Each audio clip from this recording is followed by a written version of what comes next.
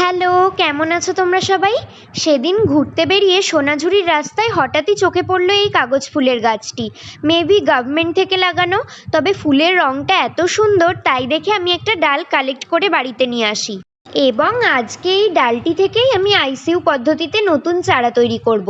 আগের দিন বাগান বিলাসের আইসিইউ পদ্ধতির ভিডিওতে তোমাদের অনেক প্রশ্ন ছিল। আশা করছি সেই সব প্রশ্নের উত্তর আজকের ভিডিও দেখলে তোমাদের ক্লিয়ার হয়ে যাবে। প্রথমে কাটিংগুলোকে রুট হরমোন লাগিয়ে মাটিতে বসিয়ে নিতে হবে। অল্টারনেটিভ হিসেবে তোমরা অ্যালোভেরা জেল বা মধুও ইউজ করতে পারো।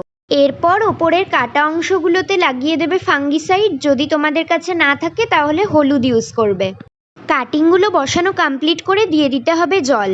প্রসিডিওরটি এত দূর ফলো করলেও কিন্তু তোমরা নতুন চারা তৈরি করতে পারবে। তবে আইসিইউ করতে চাইলে এরপরে তোমাদের নিয়ে নিতে হবে একটা প্লাস্টিক। আমি সাজেস্ট করব এরকম একটা সাদা এবং ট্রান্সপারেন্ট প্লাস্টিক নিতে, যাতে তোমরা ভেতর পর্যন্ত দেখতে পাও। এরপর একটা দড়ি বা সুতোর সাহায্যে টাইট করে প্লাস্টিকটা বাঁধতে হবে, যাতে ভেতরে কোনো হাওয়া না ঢোকে। এরপর পাত্রটিকে কোনো ছায়াযুক্ত শীতল স্থানে রেখে দিতে হবে।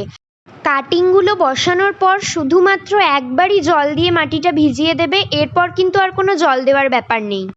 2-1 দিন পর তোমরা চাইলে প্লাস্টিকগুলো খুলে একবার চেক করে নিতে পারো, কিন্তু তারপর কিন্তু আবার প্লাস্টিক দিয়ে ঢাকা দিয়ে দিতে হবে।